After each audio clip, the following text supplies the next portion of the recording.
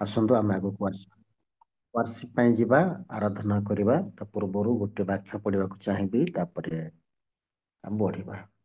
119 ଗୀତ ସଂହିତା 55 ପଦ। ହେ ସଦା ପ୍ରଭୁ, ମୁଁ ରାତ୍ରି କାଳରେ ତୁମର ନାମ ସ୍ମରଣ କରିଅଛି ଓ ତୁମର ବ୍ୟବସ୍ଥା ପାଳନ କରିଅଛି। ତୁମ୍ଭର ବିଧାନ ସବୁ ପାଳନ କରିବା ସକାଶୁ ମୁଁ ଏହି ଫଳ ପ୍ରାପ୍ତ ହୋଇଅଛି। ପ୍ରଭୁ ଏ ପଠିତ ଅଂଶରେ ଆମ ପ୍ରତ୍ୟେକଙ୍କୁ ଅନୁଗ୍ରହ ପ୍ରଦାନ କରନ୍ତୁ। ଛୋଟ ପ୍ରାର୍ଥନା କରି ଆଗକୁ ବଢିବା।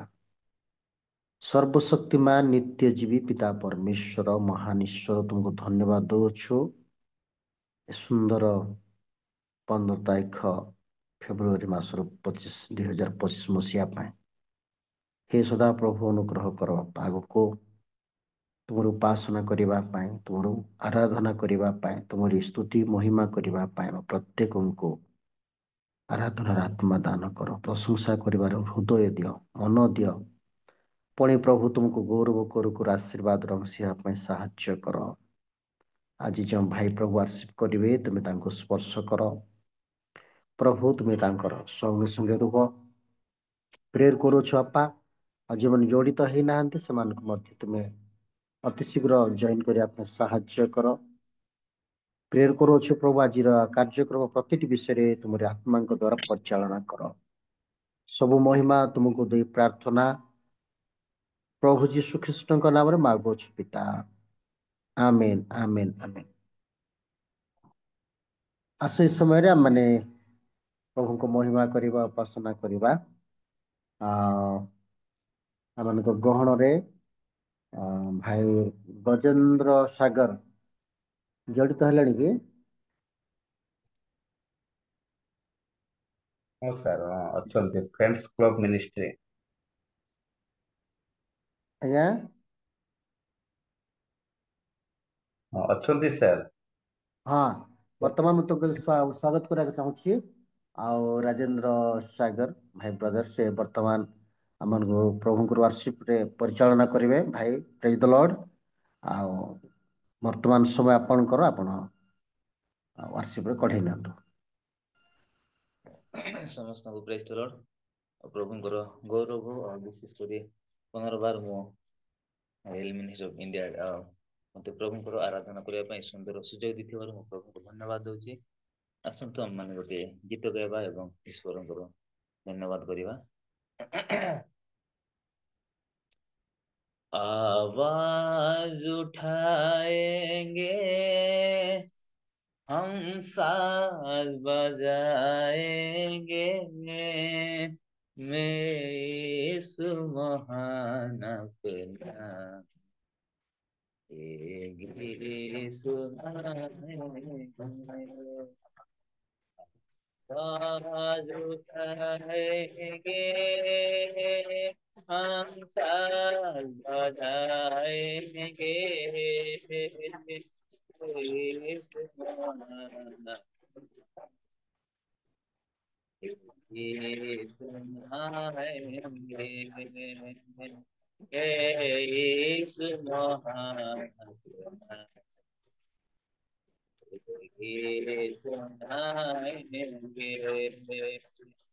संसार की सुंदरता में हे रूप जो तेरा है, चांद सितारों में जो तेरा है, संसार की सुंदरता में मेरे रूप जो तेरा है, चांद सितारों में जो तेरा है, आँखी तेरी बातें हम सबको बताएंगे, यीशु महान गीत सुनाएंगे। आवाज उठाएंगे हम ताजा जाएंगे हे यीशु महान ये सुनाएंगे दिल तेरी खजाना है एक पास मोहब्बत का पा न सका कोई पता दिल तेरी खजाना है एक पास मोहब्बत का पा न सका कोई घर है तो तेरी मोहब्बत से सुंदर तो सजाए है एक महान ये सजाएंगे ना देख सका हमको वो पाप की सागर में और बन के मनुष्य आया आकाश से धरती में ना देख सका हमको तो पाप के सागर में और बन के मनुष्य आया आकाश में ठीक खुदाता है दुनिया को बताएंगे यीशु महान ये सुनाएंगे आवाज उठाएंगे हम ताजा जाएंगे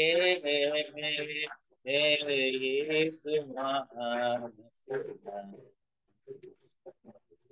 यीशु महान ये सुनाएंगे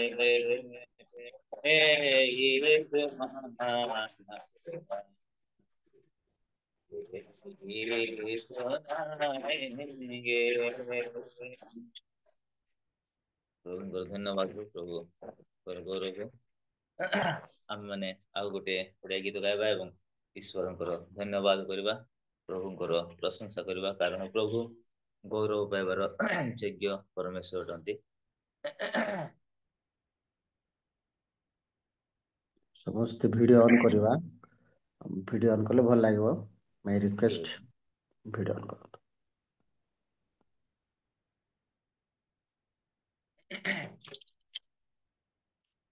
ପ୍ରାର୍ଥନା ମୋ ପଦେ ତୁମ ଏହି ଜଗତରେ ତୁମରି ରାଜ ଆସୁ ତୁମରି ରାଜ ଆସୁ ତୁମରି ରାଜ ଆସୁ ପ୍ରାର୍ଥନା ମୋ ପଦେ ତୁମ ଏହି ଜଗତରେ ତୁମରି ରାଜ ଆସୁ ପ୍ରଭୁ ତୁମରି ରାଜ ଆସୁ ତୁମରି ରାଜ ଆସୁ କହିଗଲ ତୁମେ ସାକ୍ଷୀ ହେବ ଘେନି ମୋର ନାମ ଦେଖ ଏ ଯୁଗର ଶେଷ ଯାଏ ମୁଁ ଅଛି ସାଥେ ତୁମ कही गल तुम्हें साथी हेब घेनी मोर नाम देख तू घर शेष जाए सीताते शरण करी से तो पथ स्मरण करी से तो पथ करू निवेदन तुमरी राज तुम्हारी राज तुम्हारी राज प्रार्थना पदे तुम एहि जगतरे तुम्हारी राज तुम राज आउ धार्मिकता करिबु अन्वेषण तुमरी सेवारे जीवन करिबु समर्पण तुम राज आउ धार्मिकता करिबु अन्वेषण तुम्हारी सेवारे जीवन करिबु समर्पण शिखाइल देव प्रार्थना शिखाइल देव प्रार्थना करू निवेदन तुमरी राज हालेलुया तुमरी राज तुमरी राज प्रार्थना पदे तुम एहि जगतरे तुम्हारी राज तुम्हारी राज तुम्हारी राज प्रभुଙ୍କର ଧନ୍ୟବାଦ ହଉ ପ୍ରଭୁ ଗୌରବ ପାଆନ୍ତୁ ପ୍ରଭୁ ପ୍ରଶଂସା ପାଆନ୍ତୁ ଆମମାନେ ଆହୁରି ଗୋଟିଏ ଗୀତ ଗାଇବା ଏବଂ ଈଶ୍ୱରଙ୍କର ଧନ୍ୟବାଦ କରିବା ପ୍ରଭୁଙ୍କର ମହିମା କରିବା धन्यवाद के साथ स्तुति गाऊंगा हे यीशु मेरे खुदा उपकार तेरे हैं बेसुमार कोटि कोटि स्तुति धन्यवाद धन्यवाद के साथ गाऊंगा हे यीशु मेरे खुदा उपकार तेरे बेसुमार कोटि कोटि स्तुति धन्यवाद योग्यता से भर के दिया है अपनी दया से तूने मुझे योग्यता से बढ़ के दिया है अपनी दया से तूने मुझे मांगने से ज्यादा मिला मुझे आभारी हूँ प्रभु मैं अंगने से ज्यादा मिला मुझे आभारी हूँ प्रभु मेरे। धन्यवाद के साथ स्तुति गाऊंगा हे यीशु मेरे खुदा। उपकार तेरे बेसुरा मुस्लिम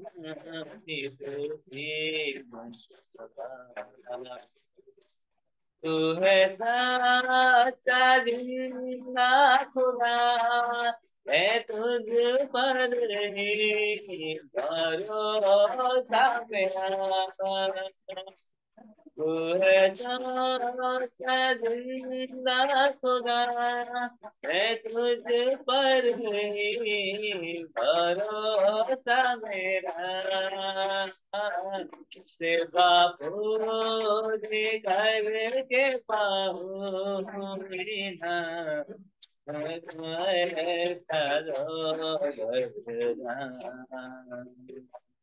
सेवा पूरी करके पाऊंगी ना प्रभु ऐसा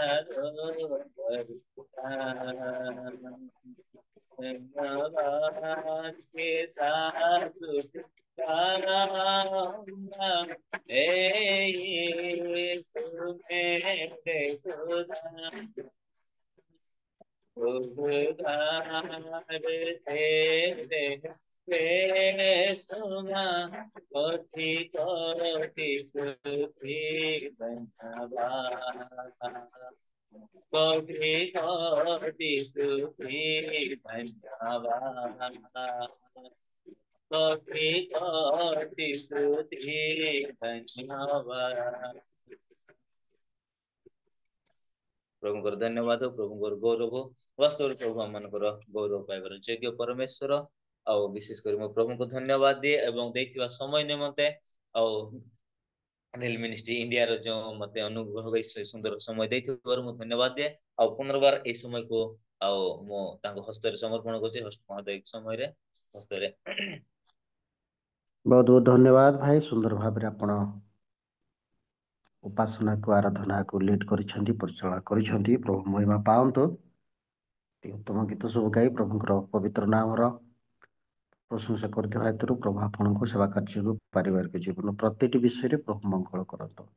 ଆସନ୍ତୁ ଏହି ସମୟରେ ଆମେ ପ୍ରାର୍ଥନା କରି ଆଗକୁ ବଢିବା। ଏତେବେଳେ ମୁଁ ଅନୁରୋଧ କରୁଛି ହେମଲତା ସୁନା ଦିଦି ଅଛନ୍ତି, ସେ ପ୍ରାର୍ଥନା କରିବେ। ୱାର୍ସିପ୍ କରୁଥିବା ଭାଇଙ୍କୁ, ପୁଣି ବାକ୍ୟ ନେଇ ଆସୁଥିବା ପ୍ରଭୁଙ୍କ ଦାସଙ୍କୁ, ପୁଣି ଆମେ ଯେତେ ଜଣ ଜୁମ୍ରେ ଅଛୁ ଆମେ ପ୍ରତ୍ୟେକଙ୍କୁ ପ୍ରଭୁଙ୍କ ହସ୍ତରେ ସମର୍ପଣ କରୁ କରୁ ଆମମାନଙ୍କ ଗହଣରେ ହେମଲତା ସୁନା ଦିଦି ଅଛନ୍ତି, ସେ ପ୍ରାର୍ଥନାରେ ପରିଚାଳନା କରେଇ ନେବେ। ଭାଇ ନମସ୍କାର, ପ୍ରେଜ୍ ଦ ଲର୍ଡ। ସମସ୍ତଙ୍କୁ ପ୍ରେଜ୍ ଦିଏ। ଆସନ୍ତୁ ପ୍ରାର୍ଥନା କରିବା। ମଙ୍ଗଳମୟ ସଦା ପ୍ରଭୁ, ତୁମ ପବିତ୍ର ମହାନାମର ଧନ୍ୟବାଦ ଦଉଛୁ ବାପା। ଧନ୍ୟବାଦ ଦଉଛୁ ପ୍ରଭୁ, ଏ ସୁନ୍ଦର ପ୍ରଭାତରେ ତୁମେ ଆମ ପ୍ରତ୍ୟେକଙ୍କୁ ଏକତ୍ର କରି ତୁମର ଗୌରବ ପ୍ରଶଂସା କରିବା ନିମନ୍ତେ ସୁଯୋଗ ଦେଲ ବାପା। ସେଥିପାଇଁ ତୁମର ଗୌରବ ପ୍ରଶଂସା ହଉ। ଯେତେବେଳେ ଆମେ ପ୍ରାର୍ଥନା କରୁଛୁ ପ୍ରଭୁ, ଆଜିର ଉପାସନାର ଆରମ୍ଭରୁ ଶେଷ ପର୍ଯ୍ୟନ୍ତ ସହବର୍ତ୍ତୀ ଈଶ୍ୱର ହୁଅ। ଯେଉଁ ତୁମରି ପ୍ରିୟ ଦାସ ଲିଡ୍ କରୁଛନ୍ତି ବାପା, ତୁମେ ତାଙ୍କୁ ଆହୁରି ଜ୍ଞାନ ବୁଦ୍ଧିରେ ପରିପୂର୍ଣ୍ଣ କର। ଉତ୍ତମ ଭାବରେ ପରିଚାଳନା କରିବା ନିମନ୍ତେ ଜ୍ଞାନ ଶକ୍ତି ପ୍ରଦାନ କର। ସକଳ ମଙ୍ଗଳ ରକ୍ଷା କର। ପ୍ରାର୍ଥନା କରୁଛୁ ବାପା, ଏତେବେଳେ ତୁମରି ପ୍ରିୟ ଦାସ ବାପା ଆରାଧନା କରିଛନ୍ତି, ତୁମେ ତାଙ୍କର ଆରାଧନା ଉପରେ ନିଶ୍ଚୟ ସୁଗ୍ରାହ୍ୟ କରିଛ ପ୍ରଭୁ। ସେଥିପାଇଁ ତୁମର ଗୌରବ କରୁଛି, ପ୍ରଶଂସା କରୁଛି। हे मंगलमय परमेश्वर, अगणित दूत साधु किरूब मानक द्वारा सेवित पूजित परमेश्वर, तुम स्वर्गर परमेश्वर होइथिले मध्य प्रभु एई छार मनुष्यर मानवर स्तुति आराधना प्रशंसा को तुम्हें चाहि बसिछ प्रभु। केते प्रेम करिछ ए मनुष्य को। ସେଥିପାଇଁ ପ୍ରଭୁ ଆଜି ତୁମ ଚରଣ ତଳେ ଯେଉଁ ଆରାଧନା ରୂପକ ସୁଗନ୍ଧି ଧୂପ ଆମମାନେ ଅର୍ପଣ କରିଅଛୁ ବାପା, ଏହା ତୁମ ଦୃଷ୍ଟିରେ ସୁଗ୍ରାହ୍ୟ ହୋଇଛି। ଏବଂ ପ୍ରଭୁ ତୁମେ ଆମମାନଙ୍କ ପ୍ରତି ତୁମର ସେଇ ସୁଦୃଷ୍ଟି ଦେଇଛ, ଆଶୀର୍ବାଦ କରିଛ, ସେଥିପାଇଁ ଧନ୍ୟବାଦ ଦଉଛି। ଆଜି ଯେତେ ଜଣ ଆମମାନେ ବସିଛୁ ବାପା, ପ୍ରତ୍ୟେକଙ୍କୁ ଆଶୀର୍ବାଦ କର। ଆଗାମୀ ସମୟରେ ତୁମରି ପ୍ରିୟ ଦାସ ପ୍ରଭୁ ତୁମର ସେଇ ମୁଖ ନିଃସୃତ ବାକ୍ୟ ନେଇ ଆସୁଅଛନ୍ତି ବାପା। ତୁମେ ତାଙ୍କର ହୃଦୟରେ କାର୍ଯ୍ୟ କର, ତାଙ୍କୁ ତୁମେ ଦ୍ୱିଗୁଣ ଆତ୍ମାରେ ଅଭିଷେକ ଦିଅ ପ୍ରଭୁ, ଯେପରିକି ସେ ସୁନ୍ଦର ଭାବରେ ନିର୍ଭୁଲ ଭାବରେ ତୁମର ବାକ୍ୟକୁ ପ୍ରଭୁ ଆମମାନଙ୍କ ମଧ୍ୟରେ ବଣ୍ଟନ କରିବେ। ତୁମରି ଗୌରବ ପ୍ରଶଂସା କରିପାରିବୁ। ସାହାଯ୍ୟ କର, ଦୟା କର। ସମସ୍ତ ବିଷୟ ତୁମର ଚରଣ ତଳେ ସମର୍ପଣ କଲି ବାପା। ଆରମ୍ଭରୁ ଶେଷ ପର୍ଯ୍ୟନ୍ତ ସମସ୍ତ ଦାୟିତ୍ୱ ତୁମର। ତୁମର ଉପସ୍ଥିତି ପ୍ରଦାନ କର, ପ୍ରତ୍ୟେକଙ୍କ ପବିତ୍ର ଆତ୍ମାରେ ଅଭିଷେକ ଦିଅ ବୋଲି ଧନ୍ୟବାଦ ଦେଇ ଯୀଶୁଙ୍କ ନାମରେ ମାଗୁଛି, ଆମେନ୍। ଆମେନ୍ ଆମେନ୍ ଆମେନ୍। ବହୁତ ବହୁତ ଧନ୍ୟବାଦ ଦିଦି, ସୁନ୍ଦର ଭାବରେ ଆପଣ ପ୍ରାର୍ଥନାରେ କଢ଼େଇ ନେଇଥିବାରୁ ପ୍ରଭୁ ଆଶୀର୍ବାଦ କରନ୍ତୁ। ଆସନ୍ତୁ ବର୍ତ୍ତମାନ ଆମମାନେ ଈଶ୍ୱରଙ୍କ ଜୀବନ୍ତ ବାକ୍ୟ ଶ୍ରବଣ କରିବା। ଆଉ ଆମମାନେ ଯେତେ ଜଣ ଭିଡ଼ିଓ ଉପରେ ଅଛୁ ଅନ୍ରେ ଆସିବା। ସକାଳ ସମୟରେ ପରସ୍ପରକୁ ଦେଖିବା ଦ୍ୱାରା ଆଉ ପୁଣି ନିଜକୁ ସତେଜ ଲାଗିବ, ଆଉ ପ୍ରଭୁଙ୍କ ବାକ୍ୟ ଶୁଣିବା ପାଇଁ ମଧ୍ୟ ମନୋଯୋଗୀ ହେଇପାରିବା। ତେଣୁ ଯେଉଁମାନେ ଠିକ୍ ଜାଗାରେ ଅଛନ୍ତି, କମ୍ଫର୍ଟେବୁଲ୍ ଲାଗୁଛି, ଆପଣମାନେ ଭିଡ଼ିଓ ଅନ୍ କରି ବସନ୍ତୁ। ସର୍ବପ୍ରଥମେ ପୁନର୍ବାର ପ୍ରଭୁଙ୍କୁ ଧନ୍ୟବାଦ ଦେବାକୁ ଚାହିଁବି। ପୁଣି ଆପଣ ସମସ୍ତଙ୍କୁ ଆଜିର ଏ ବାକ୍ୟ ଧ୍ୟାନରେ ମୁଁ ପ୍ରଭୁ ଯୀଶୁ ଖ୍ରୀଷ୍ଟଙ୍କ ନାମରେ ଆପଣମାନଙ୍କୁ ସ୍ୱାଗତ କରୁଛି। ଆପଣମାନେ ଭିଡ଼ିଓ ଅନ୍ରେ ଆସନ୍ତୁ ଏବଂ ବାକ୍ୟ ଶୁଣିବା। ଆଉ ବର୍ତ୍ତମାନ ଆମମାନଙ୍କ ଗହଣରେ ଅଛନ୍ତି ରେଭରେଣ୍ଡ ଜଗତ ପରିଚୟ ଆଜ୍ଞା, ସେ ଗୁଣପୁରରୁ ଅଛନ୍ତି, ଜଡ଼ିତ ହେଇଛନ୍ତି।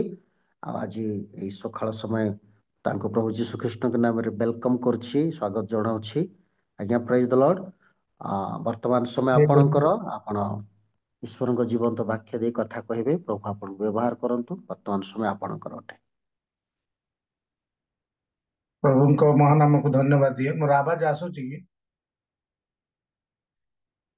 ହଁ ସାର୍ ଆସୁଛି। ଓକେ।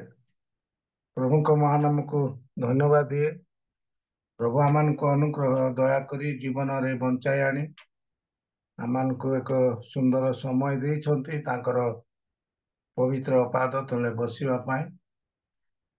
ଆଉ ତେଣୁ ମତେ ପ୍ରଥମ କରି ରିଏଲ ମିନିଷ୍ଟ୍ରି ତରଫରୁ ପ୍ରଭୁଙ୍କର ବାକ୍ୟ କହିବା ନିମନ୍ତେ ସୁଯୋଗ ଦେଇଥିବାରୁ, ବିଶେଷ କରି ରିଏଲ ମିନିଷ୍ଟ୍ରିର ଅଧ୍ୟକ୍ଷ ପୁଣି ସେଇ ରିଏଲ ମିନିଷ୍ଟ୍ରିର ମୁଖ୍ୟ ବ୍ୟକ୍ତିମାନଙ୍କୁ ପୁଣି ଉପସ୍ଥିତ ସମସ୍ତଙ୍କୁ ମୋର ଆନ୍ତରିକ ନମସ୍କାର ଜଣାଏ।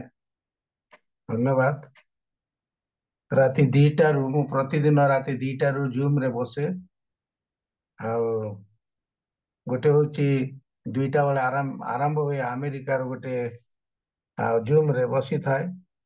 3ଟା 45ରୁ ଜଗଦୀଶ ନାଥ, ତାପରେ ଆମମାନଙ୍କର ରିଏଲ ମିନିଷ୍ଟ୍ରି ଅନେକ ଜୁମ୍ରେ ମୁଁ ବସି ଆସୁଛି। ବହୁତ ଭଲ ଲାଗେ। ବର୍ତ୍ତମାନର ପରିସ୍ଥିତିରେ ଜୁମ୍ ମାଧ୍ୟମରେ ବହୁତ ସେବା କାର୍ଯ୍ୟ ଚାଲିଛି। ମଣ୍ଡଳୀରେ ସେତେ ହୁଏ ନାହିଁ, ମାତ୍ର ଜୁମ୍ରେ ଯୋଉ ଉପାସନା, ଯୋଉ ଗିର୍ଜା ହୁଏ, ଯୋଉ ପ୍ରଭୁଙ୍କର ବାକ୍ୟ ଧ୍ୟାନ ହୁଏ, ୱାର୍ସିପ ହୁଏ, ତାହା ହେଉଛି ଆଦ୍ୟ ମଣ୍ଡଳୀର କଥା ଯାକ ମନେ ପଡ଼ିଥାଏ। ତେଣୁ ପ୍ରଭୁଙ୍କ ମହାନାମକୁ ଧନ୍ୟବାଦ ଦିଏ। ଧନ୍ୟବାଦ। ଏହି ସମୟରେ ପୁଣି ଥରେ ମତେ ନିବେଦନ କରୁଛି, ମତେ ସୁଯୋଗ ଦେଇଥିବାରୁ ମୁଁ ଆପଣମାନଙ୍କୁ ରିଏଲ ମିନିଷ୍ଟ୍ରିର ହୋଷ୍ଟ ମହୋଦୟକୁ ମୁଁ ଧନ୍ୟବାଦ ଦେଉଛି। ଆଉ ମୁଁ ତ ଆଜି ମୁଁ ଆପଣଙ୍କୁ ଗୁରୁତ୍ୱ ବାକ୍ୟ ଦେବି ତାହା କିଛି ନୁହେଁ। ସବୁ ସମୟରେ ଆମେ ପ୍ରଭୁଙ୍କର ବାକ୍ୟ ଶୁଣି ଆସୁଛୁ। ନୂତନ ପ୍ରସଙ୍ଗ, ନୂତନ ବାକ୍ୟ ଆମମାନଙ୍କର ଜୀବନରେ ଆମେ ଶୁଣିକରି ଆସୁଛୁ। ଆଉ ମୁଁ ତ ଗୁରୁତ୍ୱ ବାକ୍ୟ ଦେବି ତାହା ନୁହେଁ, ମାତ୍ର ଜଣେ ବ୍ୟକ୍ତିଙ୍କର ଜୀବନୀ ବିଷୟରେ ଆଜି ମୁଁ ଆପଣମାନଙ୍କର ସମ୍ମୁଖରେ ରଖିବି। ସେ ହେଉଛନ୍ତି ଜଣେ ପ୍ରଭୁଙ୍କର ମହାନ ଦାସ। ଆଉ ପ୍ରଭୁ ତାକୁ ବହୁତ ଗୋଟେ ବିଜାତୀୟ ଦେଶରେ ଉତ୍ତମ ଭାବରେ ଗୋଟେ ମହାନ କରି ଉନ୍ନତ କରିଥିଲେ। ସେ ବ୍ୟକ୍ତିଙ୍କୁ ଆପଣମାନେ ଜାଣିଥିବେ, ସବୁବେଳେ ପଢି ଆସୁଛନ୍ତି, ଆଉ ଅନେକ ଥର ଶୁଣି ଆସୁଛନ୍ତି ମଧ୍ୟ। ସେଇ କେହି ନୁହନ୍ତି, ପ୍ରଭୁଙ୍କର ପ୍ରିୟ ମହାନ ଦାସ ଦାନିଏଲଙ୍କ ବିଷୟରେ ଅଳ୍ପ କିଛି ସମୟ ଆମେ ତାଙ୍କ ବିଷୟରେ ଧ୍ୟାନରେ ରଖିବା। ଆସନ୍ତୁ ଏହି ସମୟରେ ଆମେ ବାଇବେଲର ଗୋଟିଏ ପଦ ପଢିବା। ତାହା ହେଉଛି ଦାନିଏଲ ପୁସ୍ତକ, ତାର 2 ପର୍ବ 46 ପଦ ଠାରୁ ତାର 49 ପଦ ପର୍ଯ୍ୟନ୍ତ କିଏ ଜଣେ ପଢି ସାହାଯ୍ୟ କରିବେ। ଦାନିଏଲ ପୁସ୍ତକ ତାର 2 ପର୍ବ 46 ପଦ ଠାରୁ 49 ପଦ ପର୍ଯ୍ୟନ୍ତ। ସେତେବେଳେ ରାଜା ନବୁକଦ୍ନେଚ୍ଛର ମୁହଁ ମାଡ଼ି ପଡ଼ି ଦାନିଏଲକୁ ପ୍ରଣାମ କଲା ଓ ଲୋକମାନେ ଯେପରି ତାଙ୍କ ଉଦ୍ଦେଶ୍ୟରେ ନୈବେଦ୍ୟ ଓ ସୁଗନ୍ଧି ଧୂପ ଉତ୍ସର୍ଗ କରିବେ ଏହା ଆଜ୍ଞା କଲା। ରାଜା ଦାନିଏଲଙ୍କୁ ଉତ୍ତର କରି କହିଲା, ତୁମ୍ଭେ ଏହି ନିଗୂଢ଼ କଥା ପ୍ରକାଶ କରିବାକୁ ସମର୍ଥ ହୋଇଥାଅ। ଏଥିପାଇଁ ନିଶ୍ଚୟ ତୁମ୍ଭର ପରମେଶ୍ୱର, ଈଶ୍ୱର ଗଣର ଈଶ୍ୱର ଓ ରାଜଗଣର ପ୍ରଭୁ ଓ ନିଗୂଢ଼ ବିଷୟମାନର ପ୍ରକାଶନ ଅଟନ୍ତି। ତହୁ ରାଜା ଦାନିଏଲଙ୍କୁ ମହାନ କରି ଅନେକ ବହୁମୂଲ୍ୟ ଉପହାର ଦେଲା, ଆଉ ବାବିଲର ସମୁଦାୟ ପ୍ରଦେଶ ଉପରେ କର୍ତ୍ତୃତ୍ୱ ପଦ ଦେଇ ବାବିଲସ୍ଥ ଯାବତୀୟ ବିଦ୍ୱାନ ଲୋକମାନଙ୍କ ଉପରେ ତାଙ୍କୁ ପ୍ରଧାନ ଅଧିପତି କଲା। ପୁଣି ଦାନିଏଲ ରାଜା ନିକଟରେ ନିବେଦନ କରନ୍ତେ ରାଜା ଶଦ୍ରକ୍, ମେଶକ୍ ଓ ଅବେଦନେଗୋକୁ ବାବିଲର ପ୍ରଦେଶର କାର୍ଯ୍ୟରେ ନିଯୁକ୍ତ କଲା, ମାତ୍ର ଦାନିଏଲ ରାଜଦ୍ୱାରରେ ରହିଲେ। ପ୍ରଭୁ ଏ ପଠିତ ବାକ୍ୟ ଦ୍ୱାରା ଆମମାନଙ୍କୁ ଆଶୀର୍ବାଦ କରନ୍ତୁ। এই ସମୟରେ ମୁଁ ଅନୁରୋଧ କରୁଛି ବାକ୍ୟ ନିମନ୍ତେ ଆମମାନଙ୍କର ପାଣି ଆଜ୍ଞା ଅଛନ୍ତି, ଆଉ ଅଳ୍ପ ସମୟ ସେ ଆମମାନଙ୍କ ନିମନ୍ତେ ପ୍ରାର୍ଥନା କରିବେ ମୋ ନିମନ୍ତେ। ପ୍ରେଜ୍ ଦ ଲର୍ଡ। ସମସ୍ତଙ୍କୁ ଏ ସକାଳର ସୁପ୍ରଭାତ। ଆସନ୍ତୁ ପ୍ରାର୍ଥନା କରିବା। ପ୍ରେମମୟ ସ୍ୱର୍ଗସ୍ଥ ପିତା, ତୁମର ଅଦ୍ୱିତୀୟ ମହାନାମର ଧନ୍ୟବାଦ କରୁଛୁ, ପୂଜା ପ୍ରଶଂସା କରୁଛୁ, କାରଣ ତୁମେ ଆମମାନଙ୍କର ସହପତି ପରମେଶ୍ୱର ହେଲ। ରାତି ସାରା ମୃତ୍ୟୁ ସଜ୍ଜାରୁ ବଞ୍ଚାଣି ଏ ସୁପ୍ରଭାତରେ ତୁମର ପବିତ୍ର ଚରଣ ତଳେ ଏ ପ୍ରଭାତ କାଳୀନ ନୈବେଦ୍ୟ ଉତ୍ସର୍ଗ କରିବା ପାଇଁ ଏ ମୋର ଅତି ପ୍ରିୟ ରିଏଲ ଆନୁକୂଲ୍ୟରେ ଏକତ୍ର କରି ତୁମର ଧନ୍ୟବାଦ ଦେଉଛୁ। ଏତେବେଳେ ବିଶେଷ ଭାବରେ ଆରମ୍ଭରୁ ଏ ପର୍ଯ୍ୟନ୍ତ ଯେଉଁମାନେ ସକ୍ରିୟ ଅଂଶଗ୍ରହଣ କରି ତୁମକୁ ଗୌରବ କରିଛନ୍ତି ସେମାନଙ୍କୁ ପ୍ରଚୁର ମାତ୍ରାରେ ତୁମେ ଆଶୀର୍ବାଦ କରିବା ସହିତ ଏତେବେଳେ ତୁମର ଜୀବନ୍ତ ବାକ୍ୟ ଆମେ ଶୁଣିବାକୁ ଯାଉଛୁ। ପ୍ରଭୁ, ତୁମର ପ୍ରିୟ ଦାସ ପରିଚାୟକଙ୍କୁ ତୁମର ପବିତ୍ର ହସ୍ତରେ ସମର୍ପଣ କରୁଛି। ତୁମର ଆତ୍ମାଙ୍କର ଅଭିଷେକ ଦେଇ ତାଙ୍କ ମାଧ୍ୟମରେ ତୁମେ କଥା କୁହ। ପୁଣି ଆମମାନଙ୍କର ପ୍ରତ୍ୟେକଙ୍କର ଆତ୍ମିକ କର୍ଣ୍ଣକୁ ତୁମେ ଉନ୍ମୁକ୍ତ କର, ଯଦ୍ୱାରା ସେ ଜୀବନ୍ତ ବାକ୍ୟ ଆମମାନଙ୍କର ଚଲା ପଥେ ପ୍ରଦୀପ ସ୍ୱରୂପ ପ୍ରଭୁ ଆମମାନଙ୍କୁ ଆଗୁଆଇ କରିବାକୁ ପାରିବା ସାହାଯ୍ୟ କର। ଆରମ୍ଭରୁ ଶେଷ ପର୍ଯ୍ୟନ୍ତ ତୁମର ଉପସ୍ଥିତିରେ ସକଳ ଗୌରବ ତୁମେ ପାଅ ବୋଲି ଏ ସମସ୍ତ ପ୍ରାର୍ଥନା ଆମମାନଙ୍କର ପ୍ରତିପାଳକ, ଆମମାନଙ୍କର ସୁରକ୍ଷାକାରୀ, ଆମମାନଙ୍କର ସାହାଯ୍ୟକାରୀ, ଆମମାନଙ୍କର ତ୍ରାଣକର୍ତ୍ତା ପ୍ରଭୁ ଯୀଶୁଙ୍କର ବହୁମୂଲ୍ୟ ନାମରେ ଏ କ୍ଷୁଦ୍ର ନିବେଦନ କଲେ ପିତା, ଆମେନ୍ ଆମେନ୍। ଧନ୍ୟବାଦ ସାର୍, ଆପଣ ବୋଝର ସହିତ ମୋ ପାଇଁ ପ୍ରାର୍ଥନା କରିଥିବାରୁ ମୁଁ ଆପଣଙ୍କୁ ଧନ୍ୟବାଦ ଦିଏ। ଦାନିଏଲଙ୍କ ବିଷୟରେ ଆମେ ପ୍ରତ୍ୟେକ ଜାଣିଛୁ, ଶୁଣିଛୁ, ପୁଣି ପବିତ୍ର ଧର୍ମଶାସ୍ତ୍ର ମଧ୍ୟ ଆମେ ପଢିଛୁ। ଟିକିନିକି ଆମେ ସମସ୍ତେ ଦାନିଏଲଙ୍କ ବିଷୟରେ ଜାଣିଛୁ। ଏଟା ନୂଆ ବିଷୟ ନୁହେଁ, ଏଇଟା ହଉଛି ଗୋଟେ ପୁରୁଣା ବିଷୟ। ଦାନିଏଲଙ୍କର ବିଷୟରେ ଆମେ ଦେଖୁଛୁ। ତଥାପି ଦାନିଏଲଙ୍କ କ୍ୟାରେକ୍ଟର ବିଷୟରେ ମୁଁ ଆପଣମାନଙ୍କର ସମ୍ମୁଖରେ ରଖିବି। ଦାନିଏଲଙ୍କୁ ବିଜାତୀୟ ଗୋଟେ ଦେଶରେ, ଯାହାକି ତାର ବାବିଲ ଦେଶରେ ପ୍ରଭୁ ତାକୁ ଗୋଟେ ମହାନ କରି ବ୍ୟବହାର କରୁଛନ୍ତି, ଉନ୍ନତ କରୁଛନ୍ତି। ତେଣୁ ଆଜି ଅଳ୍ପ ସମୟ ଆମେ ଦାନିଏଲଙ୍କ କ୍ୟାରେକ୍ଟର ବିଷୟରେ କିଛି ସମୟ ଧ୍ୟାନରେ ରଖିବା। ଦାନିଏଲ ବାଇବେଲରେ କେତେଟା ଦାନିଏଲ ଅଛନ୍ତି ଆପଣ ମାନେ ଟିକେ କିଏ କହିପାରିବେ? ବାଇବେଲରେ ଦାନିଏଲ ଶବ୍ଦ କେତେଟା ଅଛି ବା ଦାନିଏଲ କେତେ ଜଣ ଅଛନ୍ତି? କିଏ ଜଣେ ମତେ ସାହାଯ୍ୟ କରିବେ? ଜଣେ ଅଛନ୍ତି। ନାଇଁ, କାଣି ଆଜ୍ଞା?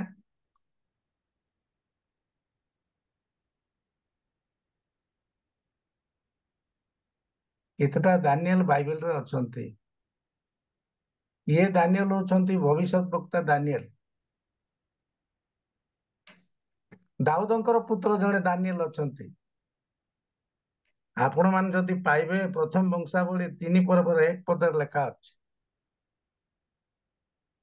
दानिएलंकर पुओ दाऊदंकर पुत्र एहु नयर ठु जात से होछंती जने दानिएल बाइबल रे 2टी दानिएल अछंती आज जाको विषय आमने ध्यान रे रखिबा से होछंती भविष्यत वक्ता दानिएल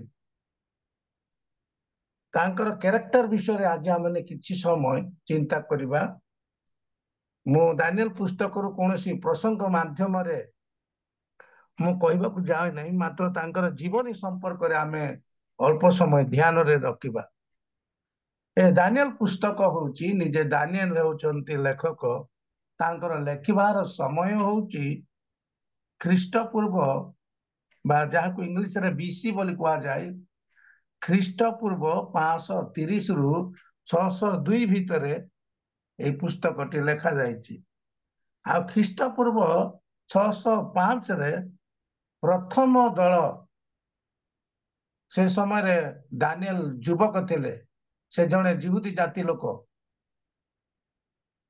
605 ख्रीष्टपूर्व से समय रे प्रथम दल जेते बेले बाबिल देश को बंदित अवस्था रे गले से समय रे दानिएल थिले तांकर 3टी सांग थिले साथी थिले आपण माने जानि छंती से माने होचंती एब्रियो लोक माने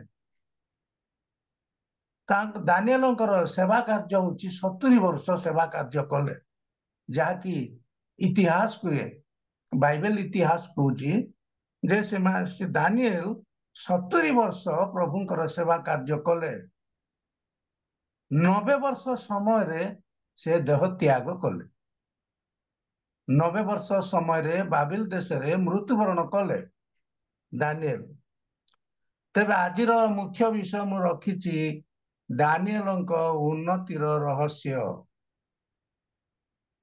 दानिएल को बाबिल देश रे जेते बेले प्रथम बंदित अवस्था रे 602 रे बंदित होई चाली गले नबुकदनेस्सरंक समय रे बाबिल देश को चाली गले बाबिल देश को जेते बेले निया जाउची सेते बेले जने युवा व्यक्ति थिले युवक व्यक्ति थिले आ दानिएल जण होउचंती संभ्रांत व्यक्ति थिले से जने जिहुदीय लोक थिले आ से जेते बेले बाबिल देश को निया जाउची बाबिल देश रे गोटे विजातीय देश रे प्रभु तांको उन्नत करूचंती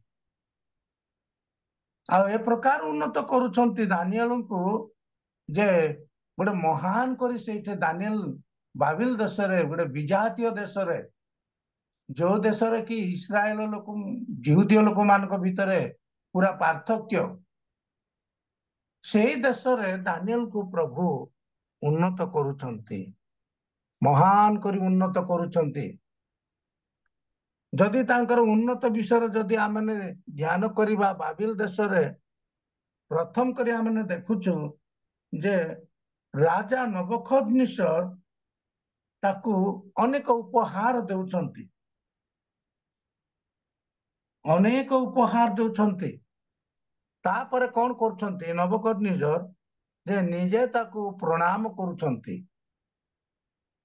आ दानिएल से देशर जणे प्रधान व्यक्ति होछंती आपण माने ता जानि छंती तापरे जदि आमने दानिएल को देखिबा दानिएल पुनि तार साथी माने से बाबिल देशर राजांको प्रांगण रे से माने रहउछंती राजांको घरे से माने रहउछंती से माने छाउनी रे थिले नाही राजांको घरे दानिएल पुनि तार साथी माने राजांको घरे से मान को रखा जाउची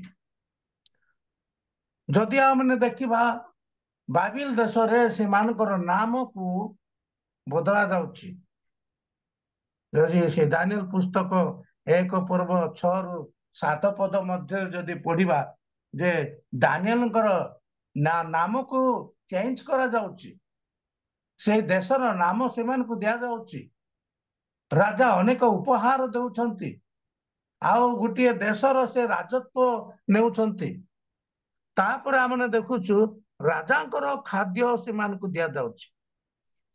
ପ୍ରଭୁ କେମିତି ସେମାନଙ୍କୁ ଉନ୍ନତ କରୁଛନ୍ତି ଗୋଟେ ବିଜାତୀୟ ଦେଶରେ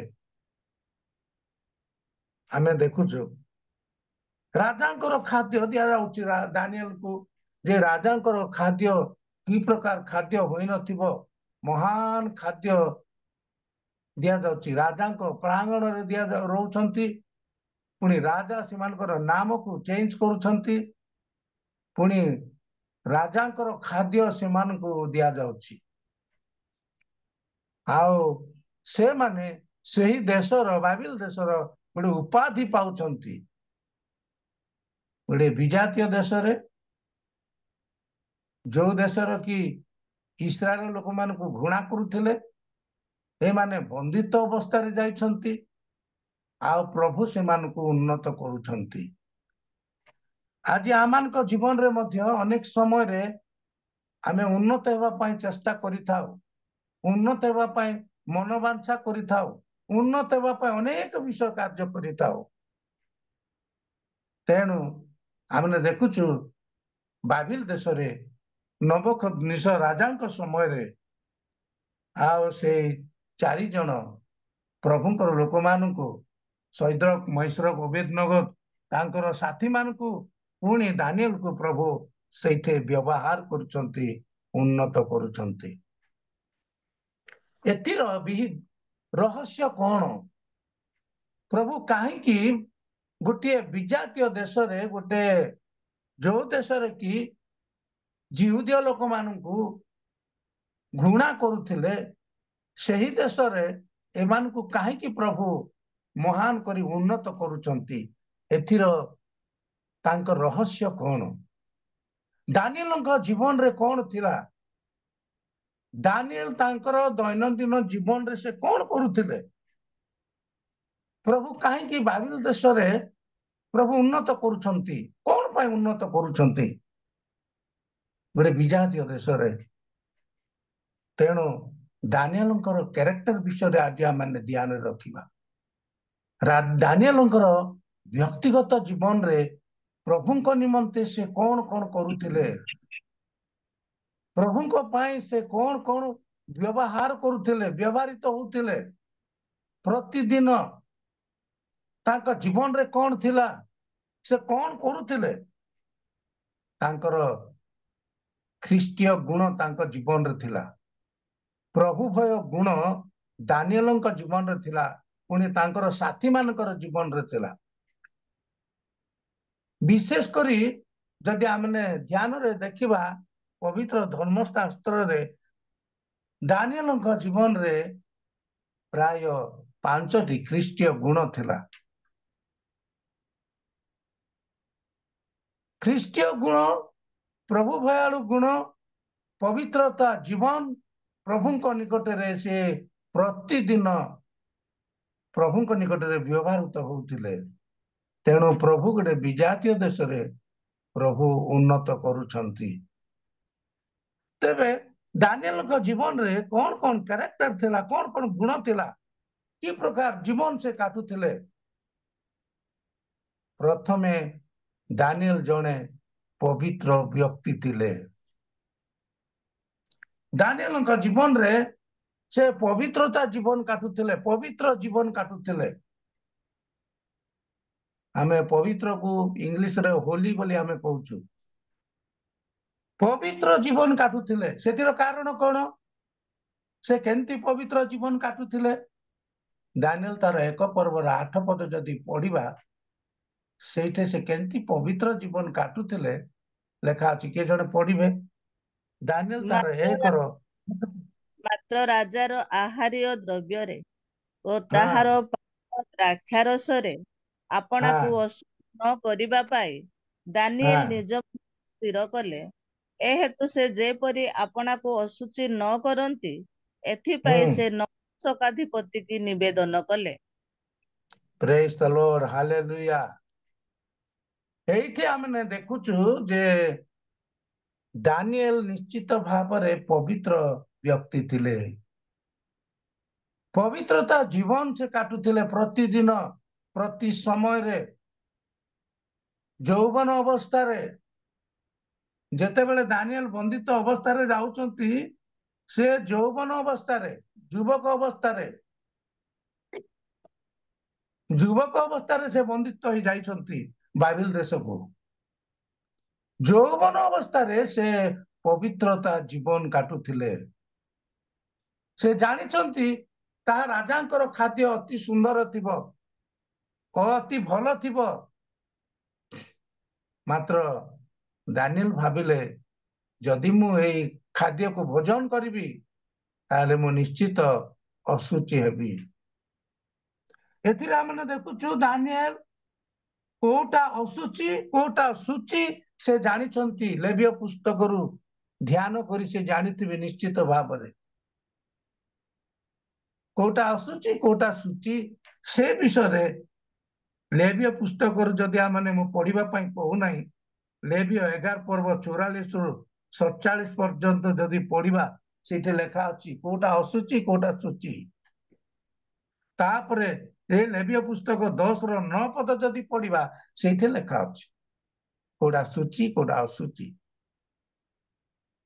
ତେବେ ଦାନିଏଲ ଆମେ ଏଠି ଦେଖୁଛୁ ଯେ ଏ ଖାଦ୍ୟ ଯଦି ମୁଁ ଖାଇବି ମୋର ଜୀବନ କଣ ହେବ? ଅପବିତ୍ର ହେଇଯିବ, ଅଶୁଚି ହେଇଯିବି। ମୋର ପ୍ରଭୁଙ୍କ ସହିତ ମୋର ଯୋଗାଯୋଗ ଆଉ ରହିବ ନାହିଁ। ମୋ ପ୍ରଭୁଙ୍କର ସହିତ ମୋର ଆଉ ସମ୍ପର୍କ ରହିବ ନାହିଁ। ଯେ ଦାନିଏଲ ନିଜକୁ ଭାବୁଛି ଯେ ମୁଁ ପ୍ରଭୁଙ୍କ ସହିତ ପବିତ୍ର ଜୀବନ କାଟୁଛି, ପବିତ୍ରତା ଅଛି। ତେବେ ମୋର ପ୍ରିୟ ବନ୍ଧୁଗଣ, ଆଜି ଯଦି ଆମେ ପ୍ରଭୁଙ୍କ ପାଇଁ ଉନ୍ନତି ହେବା ପାଇଁ ଯଦି ଚିନ୍ତା କରୁଛୁ, ଆମମାନଙ୍କର ପିଲାମାନେ ଯଦି ପ୍ରଭୁଙ୍କ ପାଇଁ ଉନ୍ନତି ହେବା ପାଇଁ ଚିନ୍ତା କରୁଛୁ, ଆମମାନଙ୍କର ମଣ୍ଡଳୀ ଯଦି ଉନ୍ନତି ହେବା ପାଇଁ ଚିନ୍ତା କରୁଛୁ, ତାହେଲେ ଦାନିଏଲଙ୍କ ପରି ପ୍ରଥମ କ୍ୟାରେକ୍ଟର ବା ପ୍ରଥମ ଗୁଣ ହେଉଛି ପବିତ୍ର ଜୀବନ କାଟିବାର ଅଛି। ପବିତ୍ରତା ଜୀବନ ଆମମାନଙ୍କ ପାଖରେ ରହିବାର ଅଛି। ପବିତ୍ର ଜୀବନ କାଟିବାର ଅଛି। କଣ କଲେ ଆମ ଜୀବନରେ ଆମେ ପବିତ୍ର ହୋଇପାରିବା?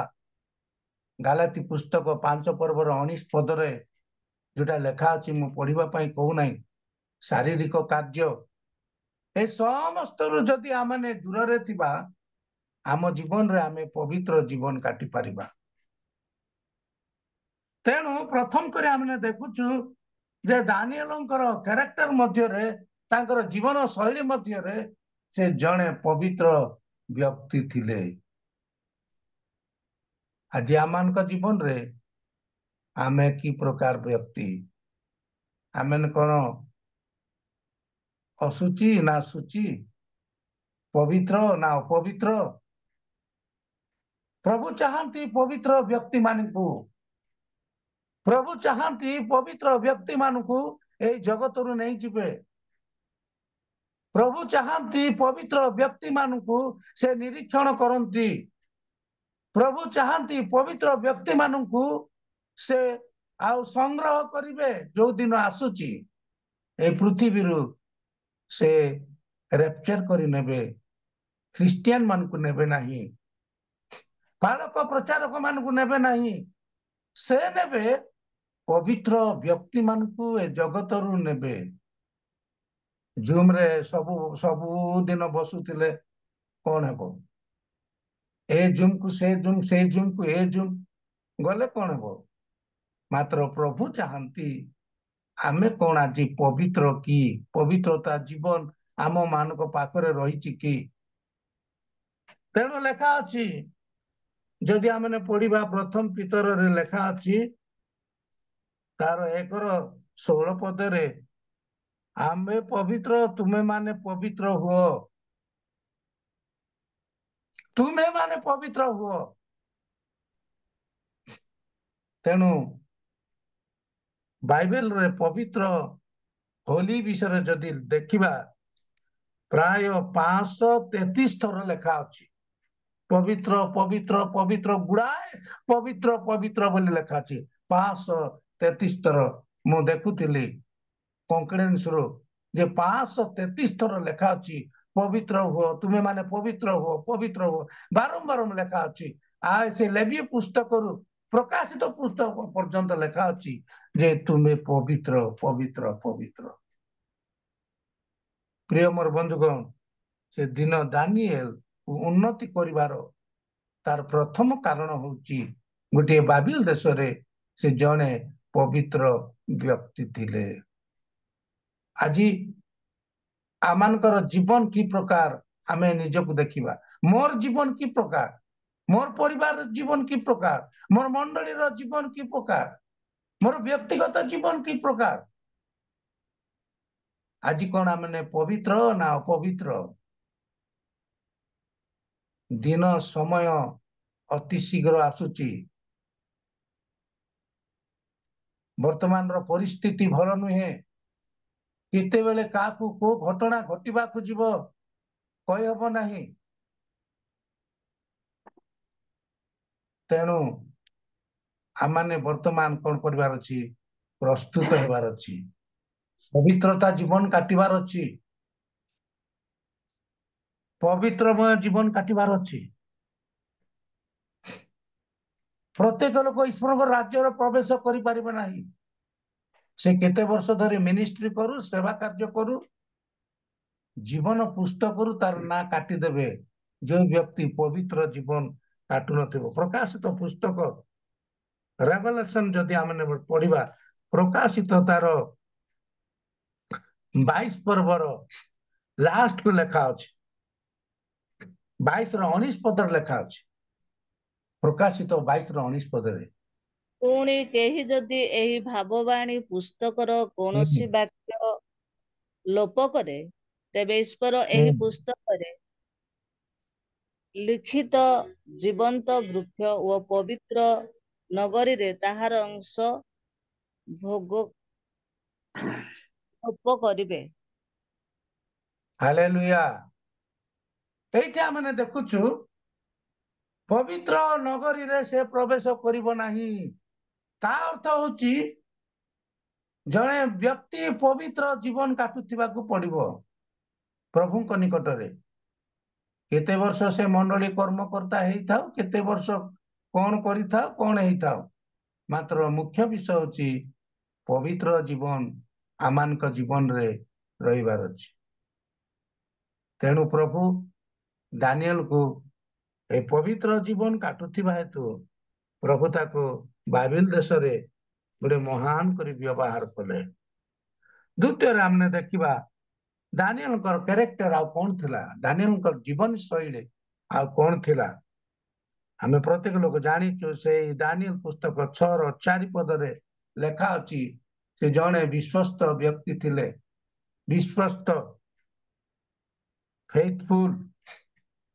ଫେଥଫୁଲ ବ୍ୟକ୍ତି ଥିଲେ, ବିଶ୍ୱସ୍ତ ଥିଲେ। ସେ ରାଜାଙ୍କ ଠାରେ ବିଶ୍ୱସ୍ତ ଥିଲେ, ସେ ପ୍ରଭୁଙ୍କ ଠାରେ ବିଶ୍ୱସ୍ତ ଥିଲେ। ସବୁରେ ଦାନିଏଲ କଣ ଥିଲେ? ବିଶ୍ୱସ୍ତତା ଜୀବନ ସେ କାଟୁଥିଲେ।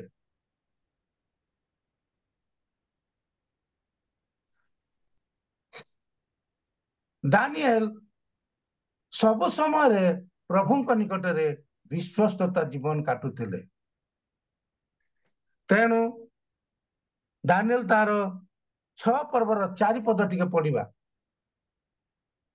ଏଥିରେ ଅଧ୍ୟକ୍ଷ ଓ କ୍ଷିତିପାଳମାନେ ରାଜକର୍ମ ବିଷୟରେ ଦାନିଏଲଙ୍କର ଦୋଷ ଅନୁସନ୍ଧାନ କଲେ, ମାତ୍ର ସେମାନେ କୌଣସି ଦୋଷ ଅବା ଅପରାଧ ପାଇପାରିଲେ ନାହିଁ, କାରଣ ସେ ବିଶ୍ୱସ୍ତ ଥିଲେ ଓ ତାହାଙ୍କର କୌଣସି ଭ୍ରାନ୍ତି ଅବା ଅପରାଧ ଦେଖାଗଲା ନାହିଁ।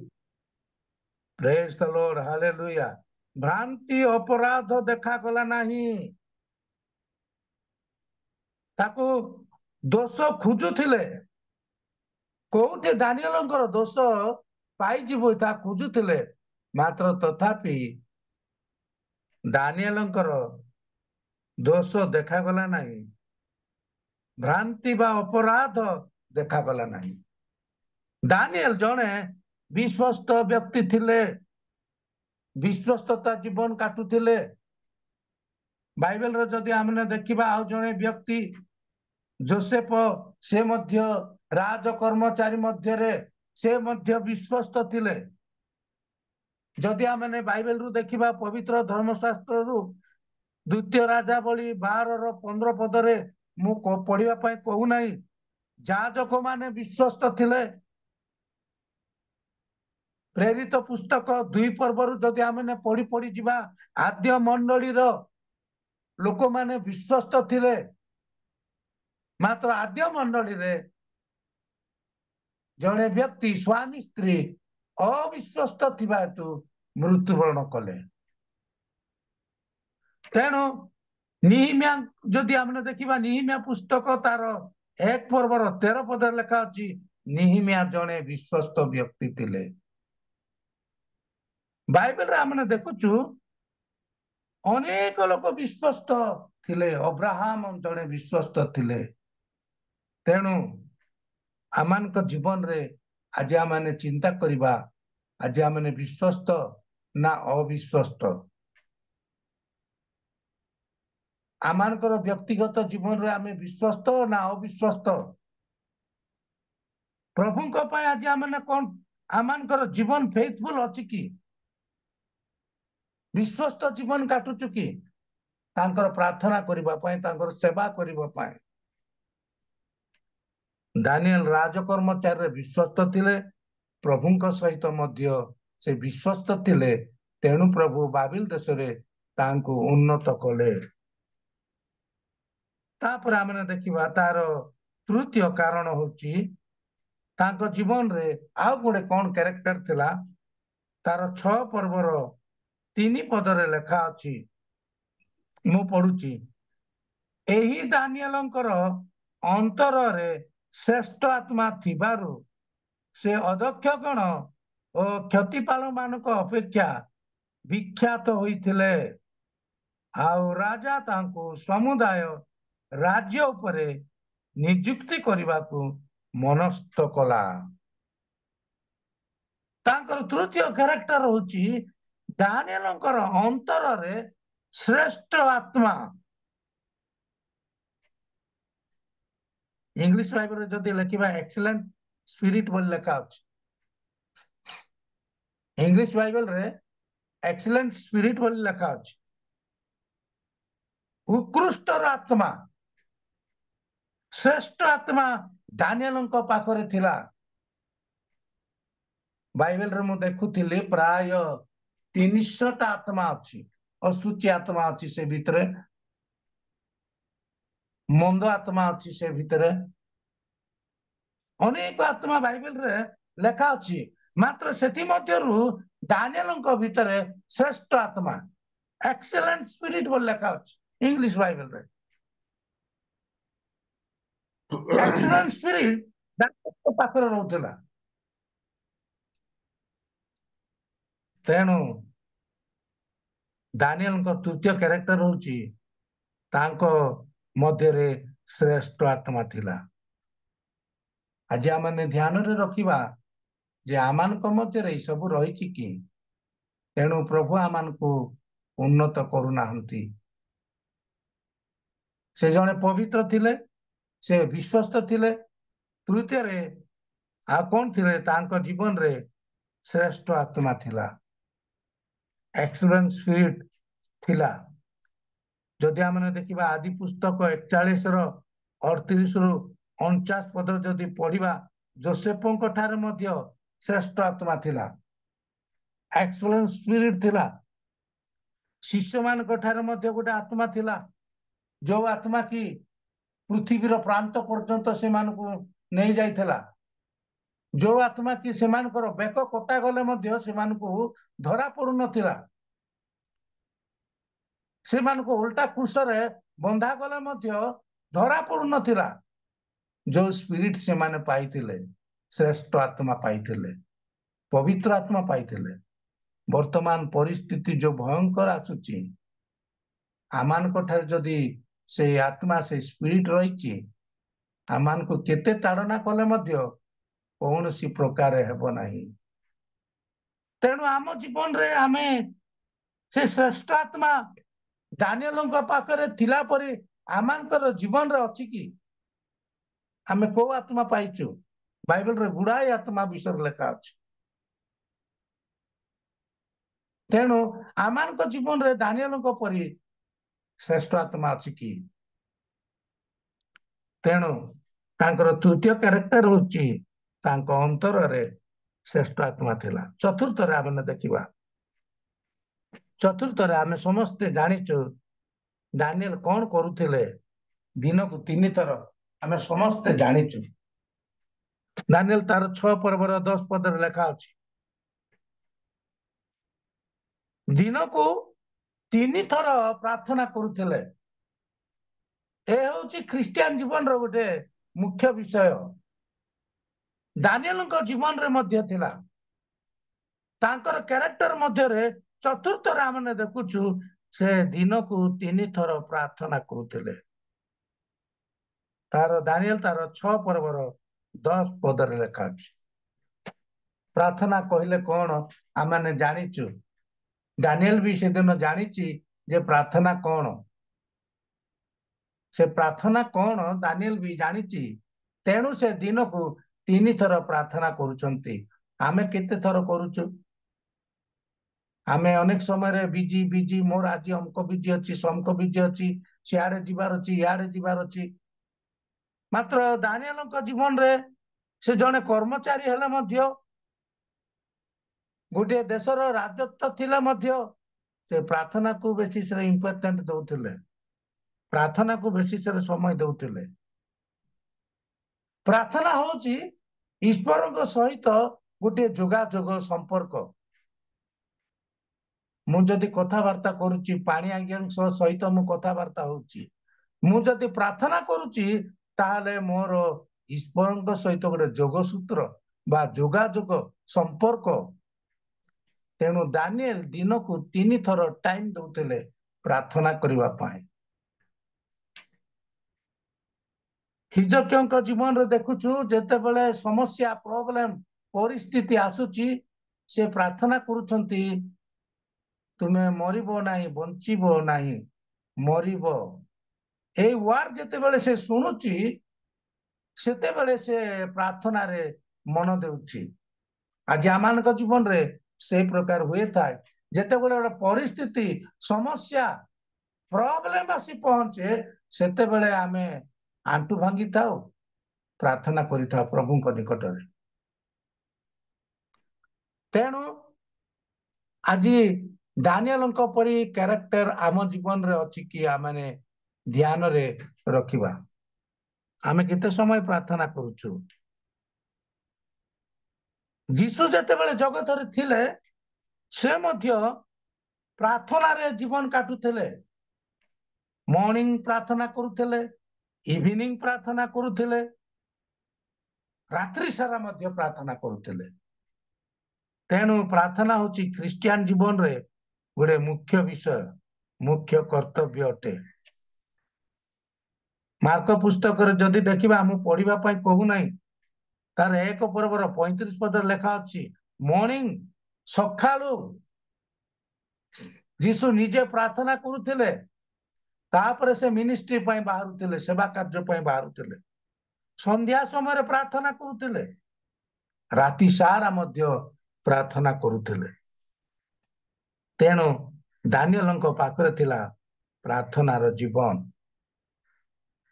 ପ୍ରାର୍ଥନାର ଜୀବନ ଦାନିଏଲ କାଟୁଥିଲେ। ତେଣୁ ଆଜି ଆମେ ଦେଖିବା, ଆଜି ଆମମାନଙ୍କ ଜୀବନରେ ଆମେ କେତେ ସମୟ ପ୍ରଭୁଙ୍କ ନିକଟରେ ପ୍ରାର୍ଥନା କରୁଛୁ? କେତେ ସମୟ ପ୍ରଭୁଙ୍କ ନିକଟରେ ଆଣ୍ଠୁ ଭାଙ୍ଗୁଛୁ? ପ୍ରାର୍ଥନା ହଉଛି ଖ୍ରୀଷ୍ଟିଆନ ଜୀବନରେ ଗୋଟେ କର୍ତ୍ତବ୍ୟ, ମୁଖ୍ୟ ବିଷୟ। ସେଦିନ ଆଦ୍ୟ ମଣ୍ଡଳୀର ଲୋକମାନେ ଯେତେବେଳେ ତାରଣା ଆସି ପହଞ୍ଚୁଥିଲା, ସମସ୍ୟା ଆସି ପହଞ୍ଚୁଥିଲା, ସେମାନେ ପ୍ରଭୁଙ୍କ ନିକଟରେ ପ୍ରାର୍ଥନା କରୁଥିଲେ, ଆଣ୍ଠୁ ଭାଙ୍ଗୁଥିଲେ। ତେଣୁ ଆଜି ଆମମାନଙ୍କ ପାଇଁ ଗୋଟିଏ ସମସ୍ୟା ଆସିଛି, ପରିସ୍ଥିତି ଆସିଛି, ଯୋଉ ତପି ମିଶ୍ର ଆମମାନଙ୍କୁ ଯୋଉ ଭଣ୍ଡ କରୁଛି, ଦୁନିଆ କଥା କହୁଛି, ଆଜି ଆମେ କେତେ ଜଣ ତାଙ୍କ ପାଇଁ ଆଣ୍ଠୁ ଭାଙ୍ଗୁଛୁ? ଆମେ କେତେ ଜଣ ତାଙ୍କ ପାଇଁ ପ୍ରାର୍ଥନା କରୁଛୁ? ପ୍ରଭୁ ପଥରରୁ ପାଣି କାଢିବା ପରମେଶ୍ୱର ତାର ହୃଦୟକୁ ନିଶ୍ଚିତ ଭାଙ୍ଗିବେ। ଆମେ ଯଦି ପ୍ରକୃତରେ ପ୍ରାର୍ଥନା କରୁଛୁ ସେ ବ୍ୟକ୍ତିଙ୍କ ପାଇଁ। ତେଣୁ ଦାନିଏଲଙ୍କ ଜୀବନରେ ସେ ପ୍ରାର୍ଥନାରେ ବେସିସରେ ସମୟ ନଉଥିଲେ, ପ୍ରାର୍ଥନାରେ ଜୀବନ କାଟୁଥିଲେ, ଯୋଉ ଦ୍ୱାରା କି ପ୍ରଭୁ ତାଙ୍କୁ ସେ ବିଜାତୀୟ ଦେଶରେ ଉନ୍ନତ କରୁଛନ୍ତି। ଶେଷରେ ଆମେ ଦେଖିବା ଦାନିଏଲ ତାର 10 ପର୍ବର 2 ପଦରେ ଲେଖା ଅଛି, ସେ ପ୍ରାର୍ଥନା କରୁଥିଲେ ତାହା ନୁହେଁ, ତା ସହିତ ଆଉ ଗୋଟେ ବଡ ବିଷୟ କରୁଥିଲେ, ଫାଷ୍ଟିଂ ପ୍ରେୟର କରୁଥିଲେ। ସେହି ଫାଷ୍ଟିଂ ସମୟରେ ପ୍ରେୟର ସେହି ସମୟରେ ମୁଁ ଦାନିଏଲଙ୍କୁ ପୂର୍ଣ୍ଣ 3 ସପ୍ତାହ ପର୍ଯ୍ୟନ୍ତ ଶୋକ କରୁଥିଲି। 10ର 2 ପଦ, ଆଜ୍ଞା, 9ର ସେଇଟା 3 ପଦ, 9ର 3 କ୍ଷମା କରିବେ, 9ର 3। ଏଣୁ ମୁଁ ଉପବାସ ଚଟ ପରିଧାନ ଓ ଭସ୍ମ ଲେପନ କରି ପ୍ରାର୍ଥନା ଓ ବିନତି ଦ୍ୱାରା ପ୍ରଭୁ ପରମେଶ୍ୱରଙ୍କର ଅନ୍ୱେଷଣ କରିବା ପାଇଁ ତାହାଙ୍କ ପ୍ରତି ଦୃଷ୍ଟି କଲେ। ପ୍ରେଜ୍ ଦ ଲର୍ଡ, ହାଲେଲୁୟା। ଦାନିଏଲଙ୍କର ଶେଷ ଜୀବନ ଶୈଳୀ ହଉଛି ଫାଷ୍ଟିଂ ପ୍ରେୟର ବା ଉପବାସ, ଚଟ ପରିଧାନ, ଭସ୍ମ ଲେପନ। ଚଟ ପରିଧାନ, ଭସ୍ମ ଲେପନ କଥା ମୁଁ କହୁନାହିଁ, ଆମେ ତ ସେଟା ସବୁ କରୁନୁ, ସେ ସମୟରେ ଥିଲା। ମାତ୍ର ଉପବାସ ପ୍ରାର୍ଥନା ଆମେ ବିଶେଷରେ କରୁଛୁ, ଫାଷ୍ଟିଂ ପ୍ରେୟର କରୁଛୁ। ଅନେକ ସମୟରେ ଅନାହାରରେ କରୁଛୁ, ଅନେକ ସମୟରେ ଆମମାନେ ଚା ପିଇ ଦେଇ ପାଣି ପିଇ ଦେଇ ମଧ୍ୟ ଉପବାସ କରୁଛୁ, ଆଉ କହୁଛୁ ନାଇଁ ମୁଁ ଆଜି ଉପବାସ ରହିଛି।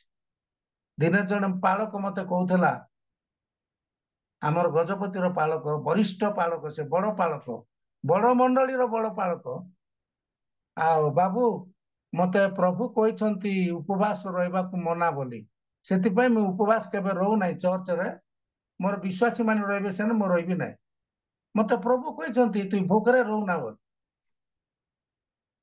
ଉପବାସକୁ ଆମେ ଅନେକ ସମୟରେ ସମୟ ଦେଇନଥାଉ, ପ୍ରାର୍ଥନା କରୁଛୁ ସତ କଥା, ମାତ୍ର ଉପବାସର ପ୍ରାର୍ଥନା ଯୋଉମାନେ ଜାଣିଛନ୍ତି ସେମାନେ ଜାଣିଛନ୍ତି। ଫାଷ୍ଟିଂ ପ୍ରେୟର ସମୟ ଥିଲା, ମନୋହରି ସିଂ ଯେତେବେଳେ ଥିଲେ, ଆପଣ ମାନେ ଜାଣିଥିବେ, ରାଜେନ୍ଦ୍ର ଆଉ ପାଣି ଥିଲେ, ସେ ସମୟର ଉପବାସ ପ୍ରାର୍ଥନା ଗୋଟେ ଭିନ୍ନ, ଏ ସମୟର ଉପବାସ ପ୍ରାର୍ଥନା ଭିନ୍ନ। ସେ ସମୟରେ ତଳଡାରେ ଯେତେବେଳେ ଫାଷ୍ଟିଂ ପ୍ରେୟର ହେଇଥିଲା, ମୁଁ ଆମ ଭାଇ ସୁବୋଧ ପରିଚା, ଯୋଥାମ କାଉରୀ, ଜୁନସ ଲୋହରା, ଆମେ ଯେତେବେଳେ ଯାଉଥିଲୁ, ସେ ସମୟର ଫାଷ୍ଟିଂ ପ୍ରେୟର ଗୋଟେ ଅଲଗା। ଆମ ସମ୍ମିଳନୀର ଖାଇବାଟା ବନ୍ଦ, ପୁରା ସକାଳଠୁ 10ଟାରୁ ଆରମ୍ଭ ହେବ, ତଳଡା ବଙ୍ଗଳାରେ ସନ୍ଧ୍ୟା 4ଟା 5ଟା ବେଳେ ସରିବ। ଫାଷ୍ଟିଂ ପ୍ରେୟର, ଉପବାସ ପ୍ରାର୍ଥନା। ଆଜି ଆମମାନଙ୍କର ଉପବାସ ପ୍ରାର୍ଥନା ଦାନିଏଲଙ୍କ ପରି ଅଛି କି? ସେ ଭସ୍ମ ଲେପନ କରୁଥିଲେ, ଚଟ ପରିଧାନ କରୁଥିଲେ, ମାତ୍ର ଆମର ଉପବାସ ପ୍ରାର୍ଥନା ଆଜି କି ପ୍ରକାର? ଆମେ କି ପ୍ରକାର ଭାବରେ ଉପବାସ ପ୍ରାର୍ଥନା କରୁଛୁ, ଫାଷ୍ଟିଂ ପ୍ରେୟର କରୁଛୁ? ପ୍ରାର୍ଥନାର ସହିତ ଦାନିଏଲ ତାଙ୍କଠାରେ ଫାଷ୍ଟିଂ ପ୍ରେୟର ପ୍ରାର୍ଥନା ଥିଲା, ଉପବାସର ପ୍ରାର୍ଥନା। ଦାନିଏଲ ତାର 10 ପର୍ବର 2 ପଦ ଟିକେ ପଢିବା, ସେଇଟା ଲେଖା ଅଛି, ସେ ସମୟରେ ମୁଁ ଦାନିଏଲ ପୂର୍ଣ୍ଣ 3 ସପ୍ତାହ ପର୍ଯ୍ୟନ୍ତ ଶୋକ କରୁଥିଲି, ତା ଅର୍ଥ କାନ୍ଦୁଥିଲି। କାନ୍ଦିବାର ଗୁଣ ବି ଦାନିଏଲଙ୍କ ପାଖରେ ଥିଲା। ପ୍ରଭୁଙ୍କ ନିକଟରେ କାନ୍ଦି କାନ୍ଦି ସେ ପ୍ରାର୍ଥନା କରୁଥିବେ, ନିଶ୍ଚିତ ଭାବରେ ସେ କାନ୍ଦୁଥିଲେ। ଆଜି ପ୍ରାର୍ଥନା ମଧ୍ୟ ଆମେ ଯୋଉ କରୁଛୁ, ପ୍ରାର୍ଥନାର ମଧ୍ୟ ଆକାଶ ପାତାଳ ଅଛି। ସେ 2 ଜଣ ଯୋଉ ଫାରୁସି କରଗ୍ରାହୀ ପ୍ରାର୍ଥନା କରିବାକୁ ଗଲେ, ଜଣଙ୍କର ପ୍ରାର୍ଥନା ଶୁଣା ଯାଉଛି, ଆଉ ଜଣଙ୍କର ପ୍ରାର୍ଥନା ଶୁଣା ଯାଉନାହିଁ। ପ୍ରଭୁ ଶୁଣୁଛନ୍ତି ଏ 2 ଜଣଙ୍କର ପ୍ରାର୍ଥନା, ମାତ୍ର ଜଣେ ଉତ୍ତର ପାଉଛି ଆଉ ଜଣେ ପାଉନି। ଏଥିର କାରଣ ଆମେ ସମସ୍ତେ ଜାଣିଛୁ, ସେମାନେ ଗୋଟେ ଜାତି ଲୋକ, ଗୋଟେ ସମୟରେ ଯାଉଛନ୍ତି, ଠିକ ସମୟରେ ମନ୍ଦିରକୁ ଯାଉଛନ୍ତି ପ୍ରାର୍ଥନା କରିବା ନିମନ୍ତେ। ପ୍ରାର୍ଥନାରେ ଆକାଶ ପାତାଳ ଅଛି। ଏ କରଗ୍ରାହୀ ଗୋଟେ ପଦ ଆଗ କହିଲା, ପ୍ରଭୁ ମୋ ପାପୀ से कहूची मु उपवास करुची दान देउची दुनिया कथा कहूची मात्र करग्राही कहूची मु पापी। आमर प्रार्थना आज कि प्रकार भग्न अंतकरण ईश्वर गाहे बड़ी एटा देखुचु जे दानिएल को जीवन रे आम आ गोटे विषय देखुचु से शोक करुथिले अर्थात कांदुथिले। कांदिबा प्रार्थना गोटे अलगा आउ ए बाहाना प्रार्थना मध्य गोटे अछि खांटी मुखरे आका आउ साहित्य को वार्ड करी प्रार्थना करिवे। केतेटा मंडली रे अछंती मोर दादा परिचार वॉइस को बाहर करी प्रार्थना करबे तार वॉइस को एक्टिंग करबे। केतेटा मंडली रे अछि गोटे मंडली रे अछि जेते बेले से माने प्रार्थना करबे तार वॉइस आरंभ करबे अम्मो मानंगर प्रभु प्रभु जो गला देइछंती से गला द्वारा से प्रार्थना करिवे ना जनकर वॉइस को एक्टिंग करबे। जीतू लिमार राजीव दानिएल रो वॉइस एक्टिंग प्रार्थना मध्ये अछि। तेणु आमानकर प्रार्थना भग्न अंतरकरण प्रार्थना की आमे केते समय प्रभु को निकट रे कांदुचु केते समय प्रभु को निकट रे प्रार्थना करूचु आमर प्रार्थना कौन की प्रकार आमे केते समय प्रभु को निकट रे उपवास रो सहित प्रार्थना करूचु। तेणु दानिएल जीवन रे ए सब कैरेक्टर थिला ए सब गुण थिला ए सब स्वभाव थिला दानिएल को पाखरे। तेणु प्रभु तांको गोटे बाबिल देश विजातीय देश रे महान कले। तेणु आमानकर परिवार रे आमर पिला माने काहे उन्नत हो नांती जेतु आमर जीवन रे प्रार्थनार शून्य प्रार्थनार अभाव। गोटे छोट सत घटना कही मु आपण मानकु समाप्त करिबी। 1999 रे बॉम्बे रे ताजमहल रो गोटे आतंकवादी माने ध्वंस कले। आपण माने सेटा भल भाबरे जानी छंती। जो व्यक्ति सेटा ध्वंस कले तार ना होची कासप ना सुनिथिबे कासप। से जने ख्रिस्टियन व्यक्ति तांकर गणे ख्रिस्टियन फैमिली व्यक्ति से तांकर गोटे पुओ से कासप को जते बेले धरा गला ताकू जेल रे पका गला फांसी दंड ताकू जते बेले दिया जाउची कासप को पचारा जाउची जेल सुपरटेंट पचारुची तमे कोन खाइबा को इच्छा करूछ तमे कोन चाहूछ फांसी पूर्वरु सेटा पचारा जाए। सेते बेले से कहूची गोटे कथा कहूची मोर बापा माँ को मते दरकार। सेते बेले पाकिस्तान रु तार बापा माँ को डका गला कासप रो बापा माँ को सामना सामने से मान को रखा गला बापा माँ पुणी से तांको गोटे बोली एकमात्र पुओ कासप। से माँ को कहूची पुणी बापा को कहूची बापा माँ तुमे जदि मो पाए प्रार्थना करिथिले मु आज फांसी कुंटरे झुली न थांती। आज तुमर भूल जगु मो पाए प्रार्थना करी न थिबा हेतु मु आज फांसी कुंट को जाउची। मु जते बेले स्कूल को जाई खड़ी चोरी करी आनुथिली तमे खुशी होउथिलो। मु जते बेले अत्याचार करी अनेक टंका लुटी करी आनुथिली तमे खुशी होउथिलो मात्र मो पाई तुमे प्रार्थना करू नथिलो। कासप तार बापा माँ को कहूची आज तुम जोगु मु सेही फांसी खुंट को जाउची। सेते बेले फांसी कुंट को से चली गले। प्रिय उपस्थित आज मु मध्य मते मध्य एटा कहा जाउची प्रार्थना आमानकर पिला मानकर पाई मंडली पाई व्यक्तिगत जीवन पाई आमे जदि प्रार्थना करिबा प्रभु आमान को प्रकृत रे उन्नत करिवे। दानिएल को जीवन रे एई सब कैरेक्टर थिबा हेतु एई सब गुणबली थिबा हेतु आज दानिएल को बाबिल देश रे महान कले। प्रभु आमको प्रत्येक यही वाक्य द्वारा आशीर्वाद करंतु। धन्यवाद समस्त को नमस्कार। Praise the Lord, praise the Lord. बहुत बहुत धन्यवाद परिचय आज्ञा। Many thanks to you. Wonderful message. The life of Daniel you explain very nicely. प्रकृत रे डानियल रो उन्नतिर रहस्य, the secret of the development of his life of Daniel. प्रकृत रे डानियल रो ऊपर को जीवार रहस्य कथा आपण सुंदर भाव रे कहिले। बहुत भल लागला मेसेजटा। प्रकृत रे किछि न करले, किछि न बुणिले किछि बाहरे नाही। तेणु दानिएल रो ए सब सिक्रेट थिबा हेतु से गोटे विजातीय देश रे मध्य सर्वोच्च स्थान से जाई पहुंची पारिछि। बाबिलोन रे जते ज्ञानी गुणी थिले सेमानकु ऊपर प्रभु आको स्थापन कले।